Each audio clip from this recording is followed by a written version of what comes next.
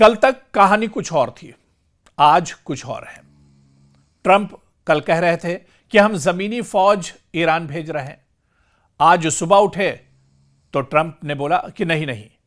Trump ने बाकायदा press conference की, उन्होंने कहा कि हम जमीनी फौज नहीं भेज रहे हैं। पहले ट्रंप ने यह ऐलान किया था कि यह जंग महज 3 या 4 दिन चलेगी। फिर ट्रंप का बयान आता है कि असल में 4 हफ्ते भी इस जंग में लग सकते हैं। और अब ताजा बयान ट्रंप का आया है, उन्होंने कहा कि हो सकता है 6 महीने भी इस जंग में लग जाएं। तो ट्रंप कितने डरे हुए हैं या ट्रंप कितने कंफ्यूज हैं, यह दरअसल उनके बयानों से जाहिर हो रहा है। शुरू में बड़े जोश से ट्रंप ने कहा था कि हम रिजीम चेंज करेंगे, यानी हम ईरान में सत्ता बदल के रख देंगे, यहां की लीडरशिप बदल के रख देंगे। और थोड़ी देर के बाद फिर वजाहत आती है ट्रंप की तरफ से, ईरान की तरफ से, अमेरिका की तरफ से कि नहीं नहीं, रिजीम चेंज हमारा मकसद नहीं है। फिर ईरानी लोगों को मशवरा दिया कि भाई ईरान में खुद ही आप लोग हुकूमत गिरा दो, खुद ईरान के खिलाफ एहतजाज करो, अपनी सरकार के खिलाफ एहतजाज करो और खुद से अपनी हुकूमत गिरा दो। और अब ट्रंप फरमाते हैं, ट्रंप का कहना है कि जिसे लाना है ले आओ, बस खामनेई के बेटे को न लाओ। तो अब इस तरह से लगातार बयान बदल रहे हैं। जब से ईरान के supreme leader Ayatollah Ali Khamenei की शहादत के बाद यह ऐलान किया गया कि अब ईरान के सुप्रीम लीडर दरअसल मुज्तबा खामनेई, जो कि ईरान के supreme leader Ayatollah Ali Khamenei के बेटे हैं, उन्हें अब ईरान का सुप्रीम लीडर बनाया गया है। तो अब उस पर भी अब डोनाल्ड ट्रंप दरअसल घबराए हुए हैं। डोनाल्ड ट्रंप का बयान बदल गया है और वो कहते हैं कि अब जिसे लाना हो ले आओ, बस खामनेई के बेटे को मत लाना। तो पिछली जंग में यह दावा था कि हमने ईरान की एटमी सलाहियत खत्म कर दी है। दरअसल ये वो तमाम झूठ, ये दरअसल अमेरिका और इजराइल का डर, उसका खौफ हम आपको बता रहे हैं कि कहां कहां पर और किस तरह से अमेरिका डरा हुआ है। डोनाल्ड ट्रंप कितने कंफ्यूज हैं। डोनाल्ड ट्रंप तो अब अपने ऑफिस में पादरियों को बुलाकर दुआ भी करा रहे हैं कि किसी तरह से वो जंग में जीत जाएं, क्योंकि वो जंग में पूरी तरह से फंस चुके हैं। आपको याद होगा कि जो पिछली जंग इजराइल की 12 दिनों की ईरान के साथ हुई थी, इजराइल ने अचानक ईरान पर हमला किया था, उस बीच क्या दावा अमेरिका ने किया था।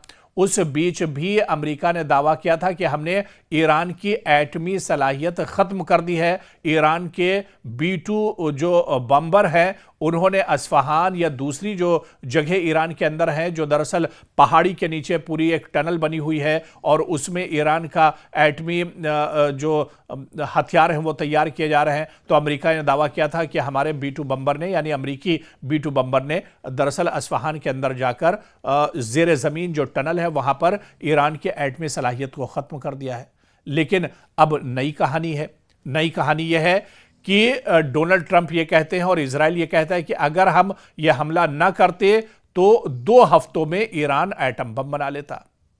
तो अब इस तरह से बयान बदला जा रहा है। ये दरअसल झूठ है अमेरिका का और डोनाल्ड ट्रंप का झूठ है। और या ये कहा जाए कि यह सिर्फ एटम बम या एटमी जो हथियार और तंसीबात हैं, ये तो दरअसल बहाना है और ये झूठ भी दुनिया ने देख लिया है। आप देखिए कि कल तक प्रेस कॉन्फ्रेंस में सीना तान कर कह रहे थे डोनाल्ड ट्रंप कि हम जंग जीत रहे हैं। और आज खबर आई है कि जो पादरी हैं उनको अब एक तरह से डोनाल्ड ट्रंप के ऑफिस में बुला लिया गया है और उनसे दुआ करा रहे हैं डोनाल्ड ट्रंप कि मुझे अब ईरान कहीं ना कहीं मार देगा, यानी उनको अपनी जान का एक तरह से ईरान से खतरा हो गया है। और ऐसे में अब वो पादरियों से बाकायदा इस जंग को जीतने के लिए दुआएं भी करा रहे हैं। तो कितनी तेजी से एक डर और खौफ दुश्मन के अंदर बढ़ता जा रहा है, वो दरअसल इसे दिखाता है। और अब आप देखिए कि इस जंग को लेकर जहां पर बड़े बड़े दावे अमेरिका और इजराइल की तरफ से किए जा रहे थे कि यह जंग इतनी जल्दी खत्म हो जाएगी, ईरान को हम नेस्तो नाबूद कर देंगे, तबाह बर्बाद कर देंगे, ये सारी चीजें अब एक तरफ उठाकर और इस वक्त जो जंग का मंजरनामा है उस पर आप नजर दौड़ाइए। एक तनहा ईरान और पूरे मशरिक़ वस्ता में एक तरह से ईरान ने कोहराम मचा दिया है।